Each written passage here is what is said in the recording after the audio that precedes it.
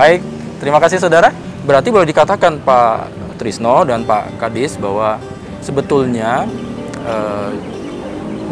terhadap kehadiran wisatawan ini, kalau wisatawan mancanegara kita sudahlah, karena memang negara masih tutup, belum kebijakan pemerintah juga belum membuka itu. Tetapi ini ada celah, ada ceruk wisata Nusantara ya sebetulnya. Yang kita sebetulnya ini kuenya besar di Bali, hampir 60%. Ya 10 juta ya, kan kita 16 juta kurang lebih. Berarti sasarannya mau ke wisata Nusantara yang akan menjadi concern kita untuk ini. Nah, terkait dengan itu, kemudian bagaimana Bu Rizky? Apa kepentingan dari pemerintah pusat kita yang diberikan bantuan dalam tanda kutip lah kepada pemerintah Provinsi Bali terhadap masyarakat Bali terutama terkait dengan pariwisata? Bagaimana ininya Bu? Alurnya berpikirnya bagaimana? Mungkin kita mulai dulu ketika pertama kali terjadi COVID ya bulan Maret. Nah saat itu kemudian kita sudah berpikir bagaimana membantu. Kita sudah tahu bahwa dampaknya luar biasa kepada industri pariwisata ketika semua gate-gate ini ditutup. Kan pariwisata itu kan adalah perjalanan. Nah yang sekarang intinya perjalanannya yang tidak dilarang, tentunya langsung mati. Jadi ketika bulan Maret Menteri Pariwisata sesuai dengan arahan Presiden berpikir bahwa kita sebenarnya ada dua program besar, satu help, satu hope. Beliau menyampaikan seperti itu. Nah, help itu ketika di masa tanggap darurat, apa yang harus kita lakukan? Ketika kemudian orang sudah mulai ribut, tidak akan bisa berlanjut, pemutusan hubungan kerja dan segala macam. Nah, ketika di program help tadi, kita melakukan sudah mulai sejak bulan April itu memberikan bantuan semacam sembako ya Pak Kadis ya, itu dan sampai 4 tahap itu program namanya help, membantu. Jadi itu sekali berhenti. Tapi tentunya kita menyadari tidak mungkin seperti itu terus. Harus ada program yang sifatnya help, sifatnya yang memang mempekerjakan kembali gitu ya. Jadi kalau help tadi kan cuma memberikan sembako selesai. Nah ini bagaimana? Sehingga kemudian disusunlah kegiatan-kegiatan yang satu masuk dianggap tanggap darurat, kemudian dimasuk di program pemulihan. Di program pemulihan itu kami punya beberapa kegiatan tadi yang namanya bisa, bersih, indah, sehat, dan aman. Bagaimana kita membantu destinasi pariwisata dengan kegiatan-kegiatan yang meningkatkan seperti revitalisasi dari destinasi. Kemudian, pemulihan itu juga mendorong kegiatan, kemudian kita campaign wisata Nusantara. Jadi di Indonesia aja, supaya memang orang tidak keluar negeri, memang tidak bisa keluar negeri, tapi ini juga bukan hanya sekarang kita harapkan, ketika pun nanti dibuka destinasi luar negeri, kita tetap mempunyai kesamaan bahwa kami akan tetap jalan di Indonesia aja, karena kan ini supaya membantu perekonomian.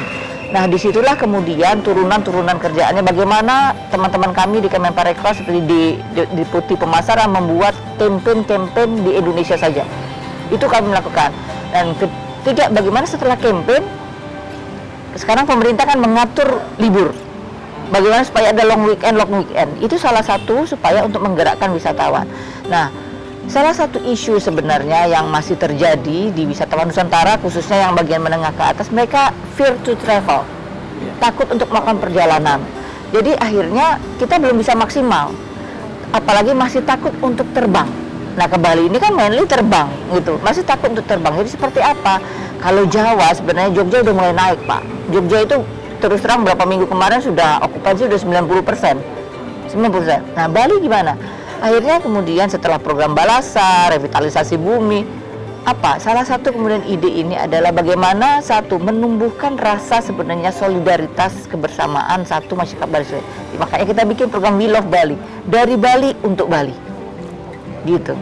Nah termasuk juga tadi sekalian nih kita implementasi protokol CHSE atau malah sebenarnya supaya kita bisa tadi gaining confidence wisatawan, kita harus melakukan benar-benar nih bagaimana sebenarnya protokol kesehatan di Bali dilaksanakan. Nah ini program ini satu tadi mengimplementasikan protokol, kedua menggalang tadi rasa kepedulian dari orang Bali kepada Bali sendiri.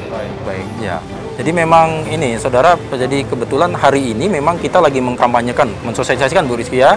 Ada Bank Indonesia, banyak. Semua tim pemulihan Bali itu kemudian Dinas Pariwisata, jadi memang sudah kita laporkan kepada Pak Wagub dan pada Gubernur Beliau sudah tahu program ini, sudah dibentuk timnya di sini, jadi komunikasi kami intens. Jadi kenapa pemerintah ke Bali? Bukan hanya karena Bali menyumbangkan, bukan. It's a matter sebenarnya sekarang bukan soal devisa, karena devisa menyumbang, bukan. Memang di sini memang patut diberikan perhatian besar. Kenapa? Memang industrinya pariwisata yang paling besar. Nah, setelah itu memang ada beberapa destinasi lain, tapi Bali harus kita pulihkan lebih dahulu karena dia tadi jantungnya pariwisata Indonesia, lokomotifnya pariwisata Indonesia. Dan lebih gampang mempromosikan Bali di luar bahwa Bali implementasi CHSE daripada saya bilang nanti di tempat lain yang brandingnya belum kuat di luar, gitu. Efeknya juga sampai keluar ya Bu. Betul. Ya. Ini yang ingin dijangkau. Kenapa nanti kita melibatkan media juga untuk kemudian menginformasikan keluar bahwa ini proses yang kita lakukan. Jadi sekarang itu kita bukan bicara lagi Bali indah, Bali apa, belum lagi. Jangan dulu kita bicara itu. Orang udah tahu Bali indah. Tapi gimana kami akan menyiapkan destinasi ketika kamu kembali, Bali ini sudah siap menerima Anda. That's the message. Gitu. Baik. Nah, kalau bicara tentang siap, kan tadi ada program We Love Bali. Ya, ada program. Nah, kalau mundur sedikit ke Pak Putu. Pak Putu, ini melibatkan elemen mana saja Pak? Dasar ininya koordinasinya seperti apa sebenarnya? Terutama untuk yang teman-teman yang sekarang yang akan dikunjungi nih Pak. Ini kita akan udah campaign, berarti kita harus siap. Nah ini kemarin bagaimana Pak ceritanya kok? Oh ya kita koordinasi yang dilakukan sampai dengan kita berani mensosialisasikan bahwa We Love Bali berarti Bali siap. Sangat mustahil kalau kami sendirian dari Dinas Pariwisata sendiri ya Pak ya. Kami butuh kolaborasi yang sangat besar dengan teman-teman pentahelix kami yang itu ya. Dari masyarakat sendiri sangat kami butuhkan sinergi. Dari para media sangat kami butuhkan. Karena kami percaya betul peran media itu memiliki power yang sangat luar biasa ya untuk bisa mensosialisasikan apa yang kami lakukan ya. Sampai juga para akademisi, industri pariwisata itu yang menjadi garda terdepan kami. Itu yang harus kami jaga, pelihara, kami rawat untuk bisa kami bersama-sama dalam situasi seperti ini. Sehingga persiapan yang perlu kami laksanakan sekarang, bagaimana kita membutuhkan untuk bisa melonggarkan aktivitas masyarakat dengan tetap memperhatikan faktor kesehatan inilah CHS. Ini harus betul-betul bisa kami kawal, bisa diterapkan secara kompetitif gitu ya, dengan penuh kesadaran, kebersamaan, sehingga bisa membangun trust kepada wisatawan, tidak ragu-ragu untuk bisa berkunjung ke Bali. Itu yang penting sebenarnya nanti kami bangun gitu ya. Dan secara fakta-fakta di lapangan harus terimplementasikan dengan bagus. Kami di Bali betul punya 1.493 desa adat yang juga ikut mengawal ya penerapan CHS ini. Dan secara normatif itu dengan Polda Bali, dengan TNI, dengan Satpol PP kami selalu memantau mengawasi hampir setiap tahun kalau Satpol PP kami itu untuk melakukan pengawasan gitu ya. Sehingga semua ini dalam situasi sudah telah kami upayakan untuk bisa melakukan yang terbaik untuk Bali gitu ya. Jadi ini sudah istilahnya apa? Sudah digandeng semua elemen-elemen ini Pak. Untuk peduli dengan Bali bahwa ini tanggung jawab kita bersama sebetulnya. Pemerintah atau Dinas Pariwisata yang nggak bisa sendiri, ini gotong royong tadi gitu ya. Bank Indonesia, BI sangat getol kita lihat mensupport, dibantu mungkin dengan teman-teman lain. Bagaimana Pak ininya? Apa yang dilakukan oleh BI untuk ya itu? Mungkin biar di-share kepada masyarakat. Iya, kalau kami kan ada dua, jaga inflasi dan kalau kita dorong pertumbuhan ekonomi. Kalau ya wajib mendorong pertumbuhan ekonomi. Inflasinya bagus, tapi ekonominya nggak bagus, nanti nggak tambah. Niatnya adalah masyarakat sejahtera. Ya. Jadi saya udah tanya sama masyarakat di pusat bagaimana inflasi, pertumbuhan ekonomi, bagaimana prospeknya, bagaimana. Nah, kalau kita tidak mendukung yang pertumbuhan ekonomi, seperti Bali, Pemda, kalau dikasih ini loh rekomendasinya dilakukan, nanti pertumbuhan ekonominya nggak begitu cepat. Saya lupa tentang bahwa Bali ini sebelum COVID pertumbuhan ekonomi kita itu di atas 5,5 sampai 6%. Itu top 10 se-Indonesia. Nomor top terakhir itu 5,73 selama 2019. Bisa jadi sejarah nih Pak. Jadi sejarah. Yang kedua, tingkat pendidikan kita terendah kedua setelah DKI Jakarta sebelum COVID. Yang ketiga, tingkat pengangguran di Bali terendah se-Indonesia 1,2%. secara angka di Bali itu jasa sebenarnya sebelum COVID. Nah sekarang itu langsung lebih baik. Walaupun sebenarnya kemarin di bulan Maret tingkat kesembuhan Bali itu sekarang nomor 1 tuh di Indonesia. DKI naik ke nomor 4. Jadi kalau Indonesia terendah di Bali sekarang per Maret.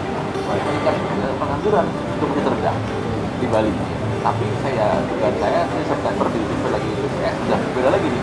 Karena sudah 6 bulan kita nganggur begini ya, banyak angka dan kemudian juga yang cepat itu bisa begini ya, kita mulanya saya dan Pak Kadis dan Pak Gubernur dan seluruh sektor ayo dorong sama dan memberikan harapan, memberikan bahwa ke depan kita akan semakin cepat.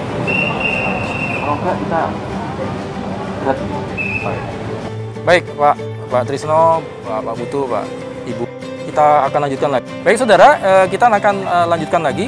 Kita lebih mengerucut terhadap apa itu program Unlock Bali, apa kegiatannya, bagaimana caranya, siapa yang akan dilibatkan, berapa lama kegiatan itu, dan kemungkinan apakah ini memang bisa membantu untuk merelaksasi keadaan ekonomi.